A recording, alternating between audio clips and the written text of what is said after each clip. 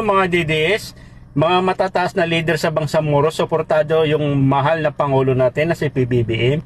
Paano nyo pababagsakin ngayon yan? Yan ang sinasabi ko sa inyo eh. Hindi nyo basta-basta mapapabagsak si PBBM. Dahil yung taong ito is masipag, nagtatrabaho ng maayos. Gagawin niya para mapaunlad yung bansa natin. Hindi yung mga leader na mga, alam nyo, mga kabilang grupo. Yan, mga Duterte na eh. Wala lang iniisip kundi corruption. Di ba? Mangko-corrupt. Eh yung mga tao niya, bagay, di na ako magtataka. Kung sila nga i-corrupt, eh di mas lalo yung mga nakapaligid sa kanila. Di ba? O nasa na kaya yan si Piatos? Kumusta na kaya si Piatos, Baby Sara? Kumusta kaya? Kaya gusto nyo pabagsakin si PBBM para makalimutan na lahat yung mga kaso mo, Baby Sara.